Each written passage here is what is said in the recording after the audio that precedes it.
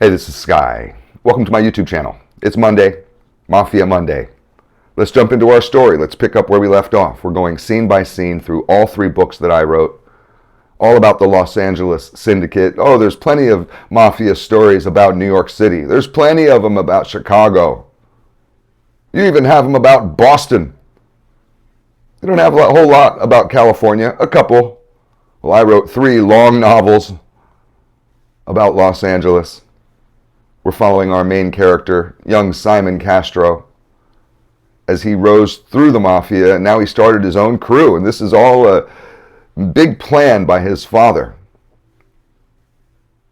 Simon's had a little bit of trouble establishing his crew in downtown LA, and he got into it with the Chinese Triad, a very powerful organized crime organization out west. You can go follow some of the other Monday episodes and catch up if you like. We do this every Monday. So we're starting chapter 21, and I tried to take a glance forward to see if I could find a good place to stop. I'm not sure where we're going to stop. So we'll just have to see how long this goes. There's lots of dialogue. It looked like I haven't read this story in probably 3 years. I wrote it probably 4 years ago. So some of this is kind of a surprise to me. The book is going to get good. We're getting into some heavy-duty syndicate storyline.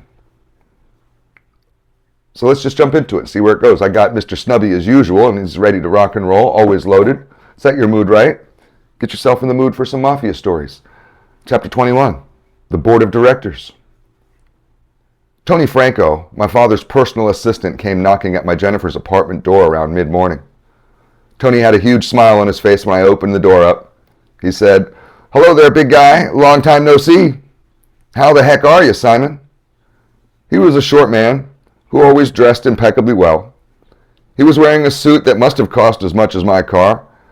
He had a white silk scarf hanging under a wide collar on his black overcoat. He had a black fedora with a white band around it.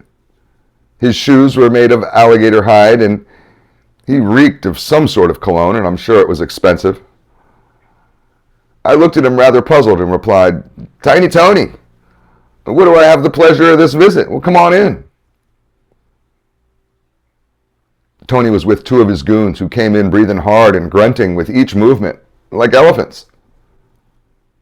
He said, "Today's a special occasion, Simon. Please, go put on your nicest Sunday suit and come with me. Your pop, he wants to meet with you." I replied, "Is this how he operates now that he's in the syndicate? My father's a real big shot, I guess." Tony smiled with a sinister grin and said, "You got it, kid. Now go get dressed." I went into my bedroom to put on my sneakers and a fresh tank top. I grabbed my 245s off my dresser and put on my shoulder holster. I didn't want to put on fancy clothes just to meet my father, so I put on a tracksuit that Jennifer just bought me. I was my own boss of my own crew, and I felt confident that I could now act however I wanted to act. The silly codes and conduct that were forced upon me when I was made into the family didn't seem to apply any longer because I'm a DTG. I run my own turf. I grabbed 2 joints from my dresser drawer and shoved them into my other jacket pocket for later, and then went back out into the living room. Tony was looking at my shelf of college sports awards. I said, "Okay, let's go. I got shit to do. Let's make this meeting quick." Tony looked at me perplexed and replied, "Well, that's not your Sunday suit. Your pop said for you to wear a suit." I replied, annoyed, "Don't bark orders at me in my own home. Now, where are we going?" Tiny Tony straightened up and replied, "Okay, kid, just take it easy. I'm just going to take you downtown to your grandfather's old office building. You know, the big black building on Broadway." Tony's limo was waiting out front of the apartment building for us. I sat across the 2 goons next to Tony. It was a sunny morning without a single cloud in the sky. We got lucky as it was after rush hour and the heavy traffic had died down. We flew through town like bats out of hell. Tony's driver was a crazy Italian kid who looked way too young to be behind a wheel. He was dressed in an oversized chauffeur's outfit, with his hat down so far over his eyes I wondered if he could even see the road. He didn't seem to care about red lights or pedestrians or anything in the intersection. I saw a cop car parked in a strip mall. The Barney Fife-looking idiot was eating a bear claw and waiting for something to happen. We flew by him top speed.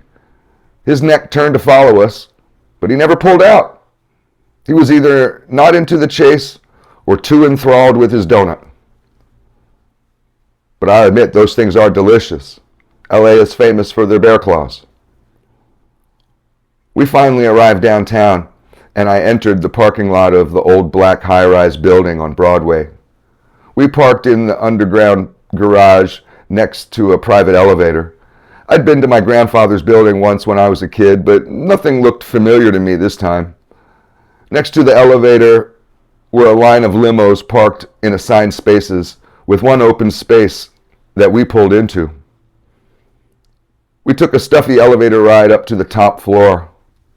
A pleasant perfume odor seeped into the doors as they opened, and then invaded our noses with its flowery scent. The whole building used to be owned by my grandfather, but was purchased by the board of directors when he stepped down and he left his gangster life behind.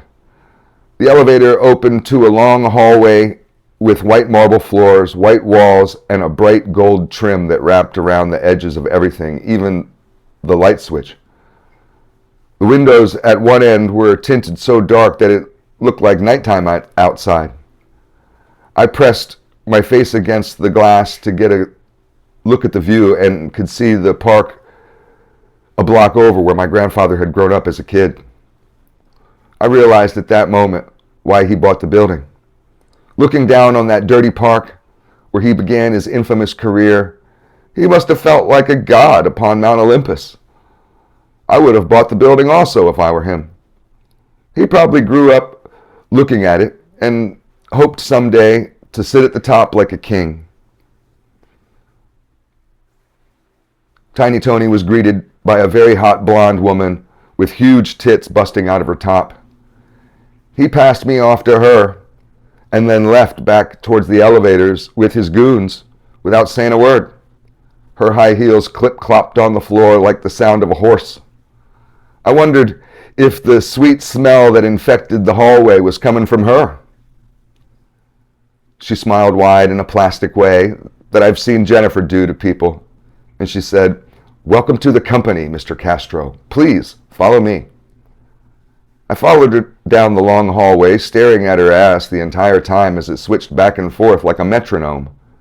There was a giant redwood door at the end of the hallway that I recognized from when I was a little boy. A gold plaque was fixed to the wall next to the door which said, "No man is an island." The door opened up into a large boardroom with windows along one side. There was a long redwood table that made me instantly wonder how it even got into the room. Did they take the roof off and drop it in from the top? It must have been the tallest tree in the forest when it stood upright. I didn't know whether to feel impressed or depressed that they could chop such a wonderful living thing down just to make a fucking table. At the end of the long table, off in the shadows of the room, were 4 large leather chairs with only 3 men sitting in them.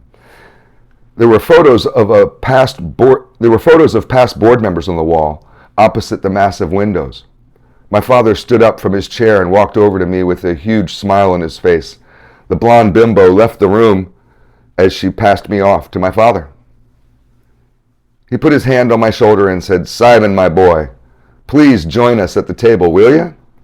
I have some very good news to tell you. Come, let's meet the board of directors."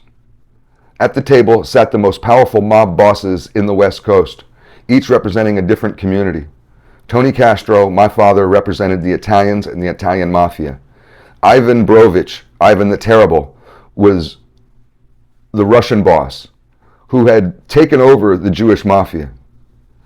The new boss of the Mexican Mafia was Diego Campos, a very charismatic and powerful gangster. I sat down in what was my grandfather's chair at the head of the table.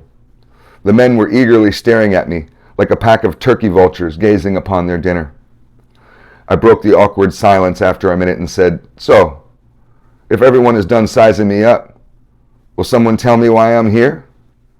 Did I do something to piss you guys off or something?" All right, let's stop here. And I'll pick it up next Monday. Thanks for watching.